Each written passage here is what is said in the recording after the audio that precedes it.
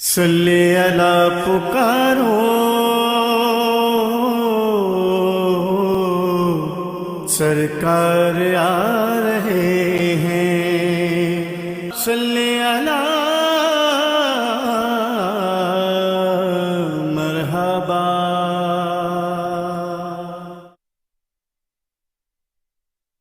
جی ناظرین، ایک دفعہ پھر آپ کو خوش آمدید کہتے ہیں۔ میٹرو ون نیوز کی ماہ ربیع الاول کی خصوصی نشریات ہیں رحمۃ للعالمین صلی اللہ علیہ وآلہ وسلم۔ ناظرین، بریک پہ جانے سے قبل ہم گفتگو کر رہے تھے شاب ابی طالب کے حوالے سے، اور اس کے بعد عام الحسن جس میں رسول اللہ صلی اللہ علیہ وآلہ وسلم کی شریک حیات زوجہ مطہرہ ام المومنین حضرت خدیجہ الکبریٰ رضی اللہ تعالیٰ عنہا کا انتقال ہوا، اور اس سے قبل جو ہے وہ رسول اللہ صلی اللہ علیہ وآلہ وسلم کے وہ مشفق چچا جنہوں نے رسول اللہ صلی اللہ علیہ وآلہ وسلم کی پرورش بھی کی، اور یعنی اہل قریش کے منع کرنے کے باوجود، مخالفت کے باوجود، دشمنیوں کے باوجود رسول اللہ صلی اللہ علیہ وآلہ وسلم کے حامی بھی رہے، اور ہر طرح سے آپ یہ سمجھ سکتے ہیں کہ جس طرح سے ایک خاندان کا جو شخص ہوتا ہے وہ اپنے خاندان کے ایک فرد کی حفاظت کرتا ہے، تو وہ جو خاص طور سے فریضہ تھا وہ بھی سر انجام دیا، اور پھر اللہ تعالیٰ بھی رسول اللہ صلی اللہ علیہ وآلہ وسلم کی حفاظت فرماتا ہے۔ یہی وجہ ہے کہ کوئی خطرہ، کوئی چیزیں رسول اللہ صلی اللہ علیہ وآلہ وسلم کے قریب بھی یہ چیزیں نہیں آ سکیں۔ ڈاکٹر جمیل راٹھور ہمارے ساتھ موجود ہیں۔ ڈاکٹر صاحب، آپ سے جاننا چاہیں گے کہ حضرت ابو طالب یعنی رسول اللہ صلی اللہ علیہ وآلہ وسلم درِ یتیم اس دنیا میں آئے تو باپ کے سائے سے محروم تھے، پھر ابھی کم سنی تھی کہ آپ کی والدہ ماجدہ حضرت بی بی آمنہ کا بھی انتقال ہو جاتا ہے، اور ابوا کے مقام پہ ان کی تدفین بھی ہوئی۔ اس کے بعد آپ صلی اللہ علیہ وسلم کے دادا نے کچھ عرصے پرورش کی، اور پھر حضرت ابو طالب نے جو ہے وہ آپ صلی اللہ علیہ وسلم کے ساتھ بہت شفقت فرمائی۔ ان کی شخصیت کے بارے میں کیا فرمائیں گے؟ بے شک ڈاکٹر صاحب نے بڑی خوبصورت بات کی۔ حضرت ابو طالب کا جو رول ہے وہ یقینی طور پر سرکار محسن انسانیت ہے، اور حضرت ابو طالب محسن نبی ہیں۔ سبحان اللہ۔ حضور پوری کائنات کے لیے شیلٹر ہے، پناہ گاہ ہیں، اور حضور کی پناہ گاہ حضرت ابو طالب ہیں۔ سبحان اللہ۔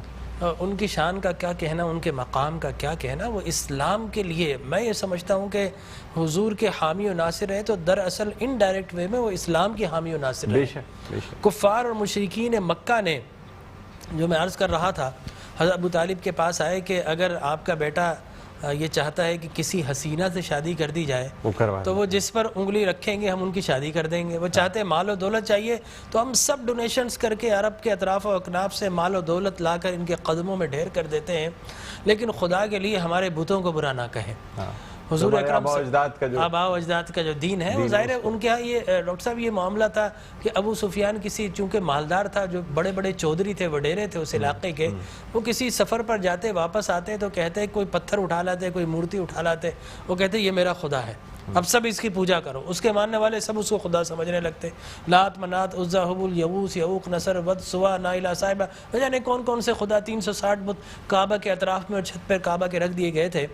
لہٰذا ایسی صورت میں جب یہ عالم ہو اور اتنا زیادہ مخالفت ہو حضور اکرم صلی اللہ علیہ وسلم کی، تو ایسی صورت میں حضور کی نگہبانی اگر کسی نے کی ہے، حضور اکرم صلی اللہ علیہ وسلم کا دفاع اگر کسی نے کیا ہے، یا تو حضرت ابو طالب کرتے ہوئے نظر آتے ہیں یا حضرت ابو بکر کرتے ہوئے نظر آتے ہیں۔ سبحان اللہ۔ لہٰذا دونوں یہ صاحبان وہ تھے جو حضور کی نگہبانی کرتے۔ حضرت ابو بکر صدیق رضی اللہ تعالیٰ عنہ تو باقاعدہ حضور کی ڈھال بنے، لوگوں نے آپ کو زد و کوب کیا، یہاں تک کہ آپ بے ہوش ہو گئے، لیکن صدیق اکبر رضی اللہ تعالیٰ عنہ صاحبان کی طرح حضور کے ساتھ رہے۔ لیکن بات اگر حضرت ابو طالب کی کریں تو حضور اکرم صلی اللہ علیہ وسلم کے بچپن کا واقعہ ہے۔ عرب میں قحط آ گیا اور مویشی مرنے لگ گئے، بارشیں ختم ہو گئی، بڑی عجیب و غریب صورتحال تھی۔ کسی نے کہا کہ نقل مکانی کر دیجیے، علاقہ چھوڑ دیجیے، لیکن ایک جہاندیدہ شخص تھا، اس نے کہا کہ جناب یہ سقایا کس کے پاس ہے، جو حاجیوں کو پانی کون پلاتا ہے؟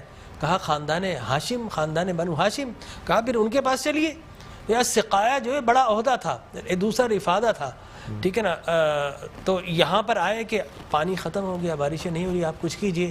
حضرت ابو طالب نے سوچا اور اس کے بعد اللہ نے ان کے دل میں ڈالا, حضور اکرم صلی اللہ علیہ وسلم کی آپ انگلی پکڑ کے کعبہ کے پاس لے گئے اور کعبہ کی جانب پشت لگا کر کہا کہ بیٹا آسمانوں کی طرف دیکھو. سبحان اللہ. حضور اکرم صلی اللہ علیہ وسلم آسمان کو دیکھ رہے تھے, آسمان ان کو دیکھ رہا تھا. حضور آسمانوں کو دیکھ رہے تھے, اشارہ کر رہے تھے, اور آسمان حضور کے چہرے کو دیکھ کر اس طرح امڈ کر آیا ہے, بادل اس طرح امڈ کر آئے, اتنا برسے ہیں کہ مکہ کے اطراف و اکناف سارا علاقہ خوشحال ہو گیا. اور جب بارشیں برسی ہے تو حضرت ابو طالب جو ہے وہ خوشی سے جھوم اٹھے, پورا قصیدہ لکھ دیا. وَأَبْيَضُ يُسْتَسْقَى الْغَمَامُ بِوَجْهِهِ ثِمَارُ الْيَتَامَى عِصْمَةٌ لِلْأَرَامِلِ. ایک گورے چہرے والے, تیرے رنگ و انوار کا کیا کہنا, تو آسمان کو دیکھ رہا ہوتا ہے اور آسمان تیرے چہرے کو دیکھ کر اتنا برستا ہے کہ ہمیں خوشحال کر دیتا ہے, یتامہ مساکین خوشحال ہو جاتے ہیں. لہذا حضرت ابو طالب نے وہ اشعار پڑھے. اور پھر ایک ایسا ہی موقع آیا مدینۃ المنورہ میں, سرکار دو عالم صلی اللہ علیہ وسلم خطبہ ارشاد فرما رہے ہیں. ایک بدو آ گیا اور اس نے آ کر کہا کہ یا رسول اللہ قحط آ گیا, ہمارے مال مویشی سب مر رہے ہیں, ہم بالکل قحط سالی کا شکار ہو گئے, آپ دعا فرمائیے. تو حضرت انس بن مالک رضی اللہ, بخاری مسلم کی حدیث ہے, حضرت انس بن مالک رضی اللہ تعالیٰ عنہ فرماتے ہیں کہ حضور اسی وقت ہی خطبہ چھوڑ کر آپ دعا مانگتے ہیں. مونس و غم گسار ہو تو ایسا ہو, خطبہ چھوڑ کر اپنی رعایا کے لیے, اپنی امت کے لیے, اپنی عوام کے لیے دعا مانگ رہا ہے. لہذا سرکار ابھی دعا مانگ رہے ہیں. انس فرماتے ہیں کہ ابھی آپ کے ہاتھ واپس بھی نہیں پلٹے تھے کہ بارش کے قطروں کو ہم نے آپ کی داڑھی مبارک پر چمکتے ہوئے دیکھا. سبحان اللہ. اتنی اللہ تبارک و تعالی آپ کی خواہشات اور آپ کی دعاؤں کو پورا کیا کرتا تھا. حالانکہ خشک سالی تھی, سورج چمک رہا تھا, لیکن سورج پھر بھی چمک رہا تھا, لیکن بارش بھی ہو رہی تھی. اور پھر اتنی بارش ہوئی حضور اکرم صلی اللہ علیہ وسلم نے جب بارش کو دیکھا تو آپ نے فرمایا کہ کون ہے جو میرے چچا کے اشعار مجھے سنائے گا. اور حضرت علی کرم اللہ وجہ الکریم کھڑے ہو گئے, ظاہر حضرت ابو طالب کے صاحبزادے, اور آپ وہ اشعار پڑھ رہے تھے. وَأَبْيَضُ يُسْتَسْقَى الْغَمَامُ بِوَجْهِهِ ثِمَارُ الْيَتَامَى عِصْمَةٌ لِلْأَرَامِلِ. اور پوری مسجد نبوی کے لوگ جھوم رہے تھے وہ قصیدہ سن کر. تو یہ قصیدہ حضرت ابو طالب نے لکھا. تو آپ کے اسلام پر بڑے احسانات ہیں. حضور اکرم تاجدار کائنات صلی اللہ علیہ وسلم پر جب بھی مشکل وقت آتا تو آپ ساتھ دیتے. لہٰذا ایک موقع ایسا آیا کہ جب آپ نے شادی کی, اور مجھے یہ بھی کہنے دیجیے جب حضور اکرم صلی اللہ علیہ وسلم کے شادی کا خطبہ کس نے پڑھا؟ حضرت ابو طالب نے پڑھا. لہٰذا آپ نے حضور کی بھی شادی کی, اپنی بھی شادی فرمائی اسی محفل کے اندر. اور بعد میں جب ایسا موقع آیا کہ حضرت ابو طالب اسرت کی وجہ سے, غربت کی وجہ سے پریشانی کا شکار تھے, تو سرکار دو عالم صلی اللہ علیہ وسلم نے اس جو نگہبانی تھی اور اس دیکھ بھال کی, اس کا احسان کا بدلہ اتارا. وہی نا کہ حضرت علی کرم اللہ وجہ کو اپنی کفالت میں لے لیا. حضور کی جب ان کی کفالت میں گئے, آپ کی بھی 8 9 10 سال عمر تھی, اور جب آپ نے حضرت علی کو اپنی کفالت میں لیا تو ان کی بھی اتنی عمر تھی. لہذا حضرت علی کرم اللہ وجہ الکریم کی والدہ ماجدہ حضرت فاطمہ رضی اللہ تعالی عنہا, جب آپ کا انتقال ہوا, حضور نے فرمایا کہ یہ میری والدہ ہیں, میری ماں ہیں, اور حضور پر ایمان لانے والوں میں انہوں نے سبقت کی. لہذا جب وہ انتقال ہو گیا تو سرکار دو عالم صلی اللہ علیہ وسلم ان کی قبر میں جا کر لیٹ گئے, اور اپنا لباس, اپنی چادر مبارک کفن کے لیے دی, اور پھر آپ دعا کیا مانگتے ہیں؟ اللہم اغفر لی والدتی, اللہ میری والدہ کی مغفرت فرما, بحقی نبی کا والانبیاء الذین من قبلی, اے اللہ میرے وسیلے سے میری والدہ کو بخش دے, اور انبیاء سابقین کے وسیلے سے میری والدہ کو بخش دے, مغفرت فرما. لہٰذا اس دعا سے یہ پتا چلا کہ انبیاء چلے بھی گئے ہیں, وصال بھی ہو چکا, پھر بھی ان کے وسیلے سے مغفرت طلب کرنا یہ تاجدار کائنات صلی اللہ علیہ وسلم کی سنت مبارکہ ہے. واہ, سبحان اللہ, سبحان اللہ. اچھا ڈاکٹر صاحب, ہم میلاد پہ بھی گفتگو کریں گے. میلاد النبی جو ہے یہ مناتے ہیں, تو اس کی کیا وجہ ہے؟ ابھی ہم درخواست کرنا چاہیں گے جناب شکیل مدنی سے کہ وہ بارگاہ رسالت میں آپ صلی اللہ علیہ وآلہ وسلم ہدیہ نعت پیش کرنے کی سعادت حاصل کریں. جناب شکیل مدنی. صلی علی نبی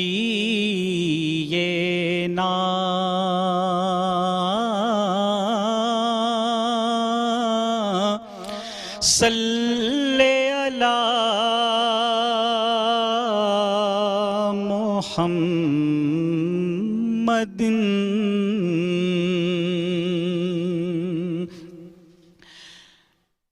کعبہ میرے دل میں ہے،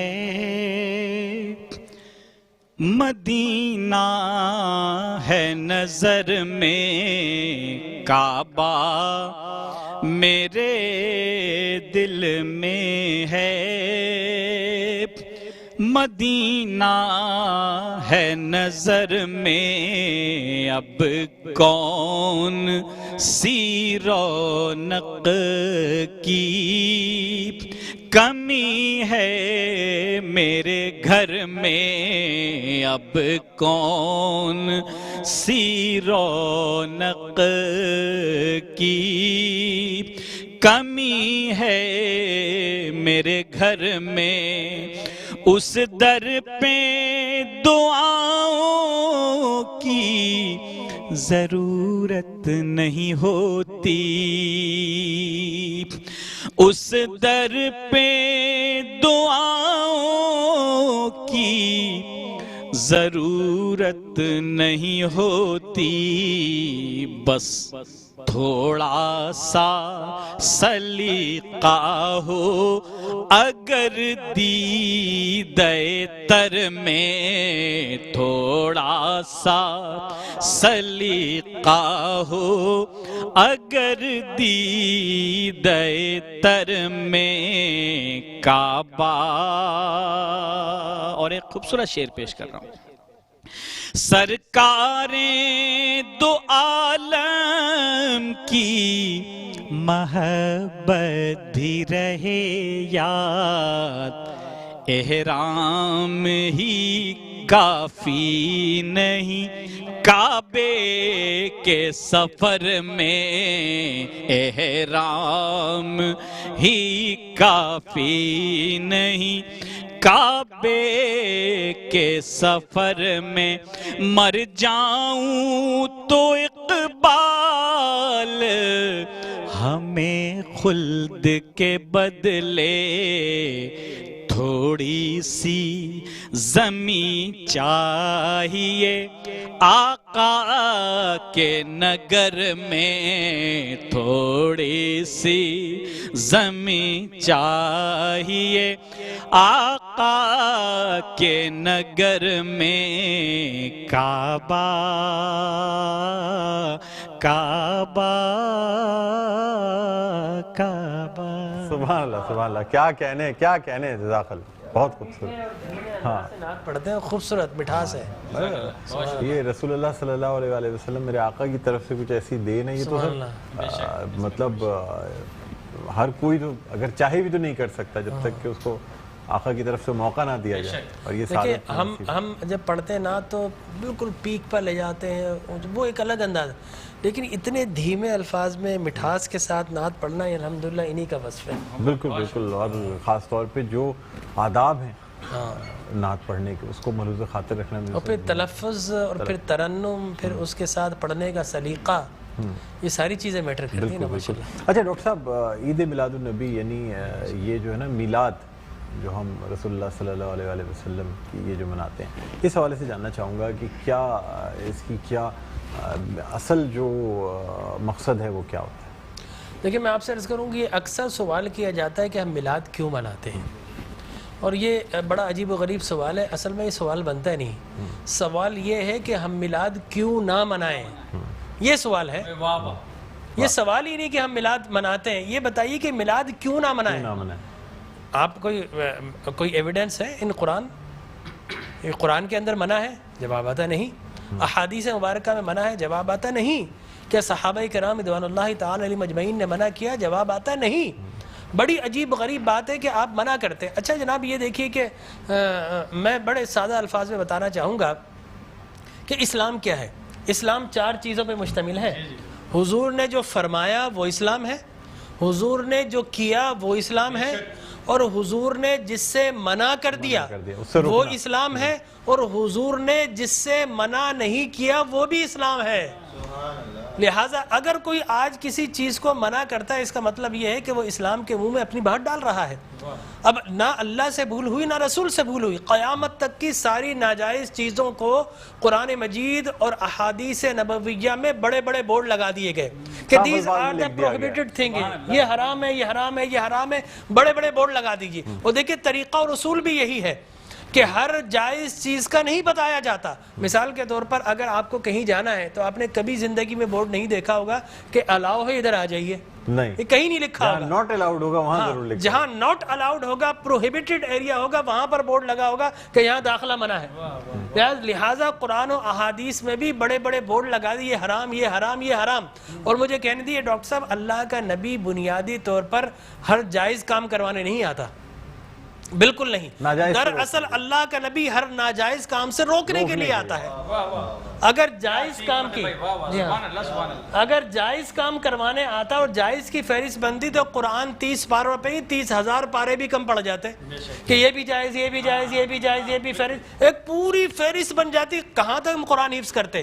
لہٰذا قرآن کے اندر اللہ کو جو ناپسند چیز ہے ان کا بیان ہے، اللہ کو جو پسند ہے ان کا بیان ہے. ہر جائز چیز اللہ کا نبی کروانے نہیں آتا. اب اگر بنگلہ دیش کے لوگ رہنے والے اگر پوری زندگی اگر چاول کھاتے ہیں اور مچھلی کھاتے ہیں، ان سے یہ نہیں پوچھا جائے گا باجرے کی روٹی کیوں نہیں کھائی، تم نے گندم کیوں نہیں کھایا، تم نے فلانے نہیں کھایا، نہیں پوچھا جائے گا. اگر اسی طرح پاکستان کے رہنے والے مچھلی روزانہ نہ کھائیں تو ان سے نہیں پوچھا جائے گا کہ یہ بھی تو اللہ کی غذا تھی، جائز تھی، تم نے یہ کیوں نہیں کھایا. نہیں، ہر جائز چیز اللہ کو مطلوب نہیں ہے. اللہ کو مطلوب یہ ہے کہ ہر ناجائز کام سے روکا جائے. لہٰذا اللہ کے پیارے حبیب نے قیامت تک کی ساری ناجائز چیزوں سے منع کر دیا. نہ اللہ سے بھول ہوئی معاذ اللہ، نہ رسول سے بھول ہوئی، دین مکمل ہو گیا.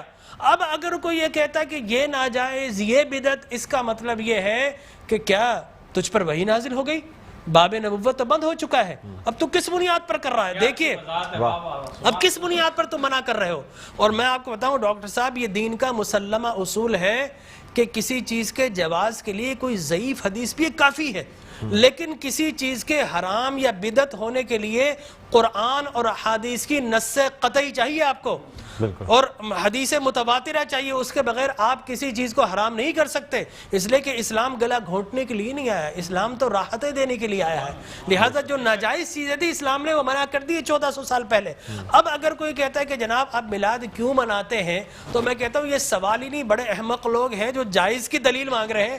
ارے بھائی دلیل تو ناجائز کی ہوتی ہے، لہٰذا آپ ناجائز کی دلیل دیجئے کہ قرآن میں منع کیا کہ احادیث میں. بلکہ اب میں یہ کہتا ہوں اس بات کے بعد آپ قرآن پڑھیے، اللہ تبارک و تعالی نے 5 نبیوں کا میلاد قرآن میں بیان کیا ہے.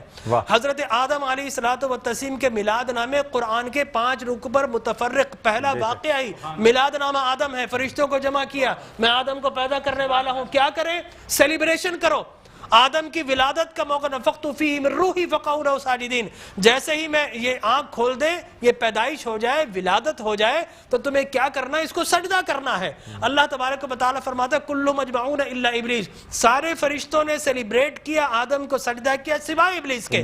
تو معلوم یہ ہوا کہ جس نے میلاد منایا اللہ نے اسے نورانی قرار دے دیا، اور جس نے انکار کیا اللہ نے اسے شیطانی قرار دے دیا. سبحان اللہ سبحان اللہ. لہٰذا اسی طرح میں 2 منٹ بس، اسی طریقے سے سورہ قصص میں حضرت موسیٰ علیہ السلام کی میلاد نامہ اللہ نے 28 ابتدائی آیات میں بیان کیا. اور حضرت یحییٰ علیہ السلام کا میلاد نامہ سورہ مریم میں کیا؟ سلام علیہ یوم ولدہ، سلام ہو یحییٰ پر کس دن؟ جس دن وہ پیدا ہوئے. لہذا نبی پیدا ہو رہا تو اللہ سلام بھیج رہا ہے. اور پھر حضرت عیسیٰ فرماتے والسلام علیک یوم ولدت ویوم اموت ویوم ابعث حیٰ، سلام ہو مجھ پر جس دن میں پیدا ہوا. سرکار نے فرمایا. اور پھر اللہ تبارک و تعالی نے ووالدین وما ولد کہہ کر حضور کے میلاد کو بیان کیا. اور حضرت مریم کی میلاد کو اللہ نے سورہ آل عمران میں بیان کیا. پھر سرکار نے فرمایا کہ میرے غلام الجمعۃ عید للمسلمین. لوگ کہتے ہیں 2 عیدیں، تیسری عید مل گئی. حضرت عمر بن خطاب سے پوچھا کہ یہ الیوم اکملت لکم دینکم، یہ آیت ہمارے نبی پر نازل ہوتی تو ہم 2 عیدیں مناتے، ہم تو بطور عید مناتے. حضرت عمر نے حضرت ابن عباس دونوں سے احادیث فرمایا میاں تم ایک عید کی بات کر تو ہماری تو 2 3 عیدیں تھی اس دن. وہ یوم عرفہ تھا مسلمانوں کی عید کے دن، وہ جمعۃ المبارک تھا مسلمانوں کی عید کے دن، وہ تکمیل دین کا دن تھا، وہ مسلمانوں کی عید کا دن ہے. لہٰذا یہاں پر تو پہلی، دوسری، تیسری، چوتھی، 5ویں نہ جانے کتنی عیدیں. اور صحیح مسلم کی حدیث مبارک رسول اللہ نے 5 عیدیں بیان فرما دی، یوم ایام تشریق، یوم نحر، اس کو سرکار نے عید قرار دیا۔ لہٰذا معلوم یہ ہوا کہ سرکار دو عالم، اور پھر میں عرض کر رہا تھا کہ آدم پیدا ہوئے، فرمایا الجمعۃ عید للمسلمین، جمعہ مسلمانوں کی عید کا دن۔ فرمایا رسول اللہ کیوں؟ فرمایا فیہ خلق آدم، اس لیے کہ اس دن تمہارے باپ آدم پیدا ہوئے۔ معلوم ہو آدم پیدا ہو تو عید کا دن، اور جس دن فخر بنی آدم پیدا ہو ہزاروں عیدوں کا عید۔ یہ عید بھی ہے اور یقینی طور پر جشن بھی ہے۔ دیکھیے حضرت عیسیٰ ابن مریم علیہ الصلوۃ والتسلیم پیدا ہوتے نا، اللہ تبارک و تعالی حضرت مریم کے پاس پینے کے لیے کچھ نہیں تھا، اللہ فرماتا وَحُزِّ إِلَيْكِ بِجِذْعِ النَّخْلَةِ تُسَاقِطْ عَلَيْكِ رُطَبًا جَنِيًّا، اے مریم گھبرا مت، اللہ کے میرا نبی آنے والا، اس کی ولادت ہونے والی ہے، یہ سوکھا ہوا درخت ہے، اس کو ہاتھ تو لگا۔ حضرت مریم جیسے ہی ہاتھ لگاتی ہیں، اللہ تبارک و تعالی میلاد عیسیٰ کی خوشی میں اس کو ہرا بھرا کر دیتا ہے اور پانی جاری و ساری کر دیتا ہے۔ تو اللہ تبرک بھی دیتا ہے، اللہ تبارک و تعالی اسے سیلیبریٹ بھی کرتا ہے۔ تو یقینی طور پر میلاد النبی صلی اللہ علیہ وسلم کے اگر جواز کی آپ بات کریں گے صبح ہو جائے گی، میں قرآن سے بھی بیان کرتا رہوں گا، میں احادیث نبویہ سے بھی بیان کرتا رہوں گا، لیکن ناجائز کی ایک دلیل اگر کوئی ہمیں دینا چاہے تو ہم موجود ہیں میٹرو ٹی وی پر، کوئی ایک دلیل ہمیں دے دے۔ لوگ کہتے ہیں بدعت بدعت، یہ بدعت، او بھائی بدعت ہر نیا کام بدعت نہیں ہوتا، ہر نیا عقیدہ بدعت ہوتا ہے، لہذا وہ سمجھے ہی نہیں، ہر نیا کام بدعت نہیں ہے۔ میں آپ کو ثابت کر دوں ہر نیا عقیدہ بدعت ہے۔ دیکھیے آپ شیطان نے جب بلیف جو جس چیز پہ انسان کا ہے وہ قائم ہے، وہ قائم ہے، ہر نیا کام، اگر ہر نیا کام بدعت ہوتا، خوشی منانا، عید منانا، اس میں تو کوئی ایسی بات انوویشن ہے اسلام کے اندر۔ آپ یہ دیکھیں نا حضور اکرم صلی اللہ علیہ وسلم کی وفات شریف کے بعد قرآن مجید جمع کیا، بدعت، پھر اس کے بعد تراویح بدعت، وہ بخاری کے ہذہ نعمت البدع، حضرت عمر بن خطاب کے الفاظ ہے کتنی پیاری بدعت ہے کہ میں نے تراویح شروع فرما دی۔ تو مقصد وہ کہ بدعت اچھی بھی ہوتی ہے، صحابہ کرام بدعت حسنہ بھی ہے، بدعت مذمومہ بھی ہے، اور مذمومہ بدعت کیا ہے؟ اچھی چیز کو مٹا دینا، اور بدعت حسنہ کیا ہے؟ کسی اچھی کام کا جاری کرنا۔ فرمایا من سن سنتا حسنتا فلہ اجرھا واجر من عمل بها الى یوم القیامہ، جو کسی اچھی سنت، اچھے کام کو جاری کرتا ہے، اس کے بعد قیامت تک اگر لوگ اس کام کو جاری رکھیں تو اس بگنر کو اللہ تبارک و تعالی اجر و ثواب عطا فرماتا ہے۔ سبحان اللہ۔ ہماری ٹرانسمیشن کا وقت اختتام کے قریب ہے۔ ڈاکٹر صاحب بہت بہت شکریہ، آپ نے وقت نکالا ہماری ٹرانسمیشن میں تشریف لائے۔ شکیل مدنی صاحب آپ کا بہت بہت شکریہ، قاری فیصل چشتی آپ کا بہت بہت شکریہ۔ ناظرین کوشش یہی رہی کہ اس ٹرانسمیشن میں جو اہم معلومات ہیں یا آپ کے ذہنوں میں بھی جو سوالات ہوتے ہیں وہ آپ تک ان کے جوابات پہنچائے جائیں اپنے مہمانوں کے ذریعے۔ بہرحال اس ٹرانسمیشن میں گفتگو کرتے ہوئے نادانستہ طور پہ کوئی غلطی ہو گئی تو میں اللہ تعالیٰ سے بھی معافی کا خواستگار ہوں اور آپ سے بھی درگزر کی درخواست کرتا ہوں۔ بہرحال اب درخواست کروں گا قاری فیصل چشتی کو کہ وہ بارگاہ رسالت پاک صلی اللہ علیہ وسلم ہدیہ نعت پیش کریں، اور اس کے ساتھ ہی ہماری اس ٹرانسمیشن کا جو ہے نا وہ آج کی اس ٹرانسمیشن کا اختتام ہوگا۔ جی قاری فیصل چشتی۔ سونا مدینے والا دکھیاں دا آسرا ہے، سونا مدینے والا دکھیاں دا آسرا ہے، سوہنے دا نام سوہنا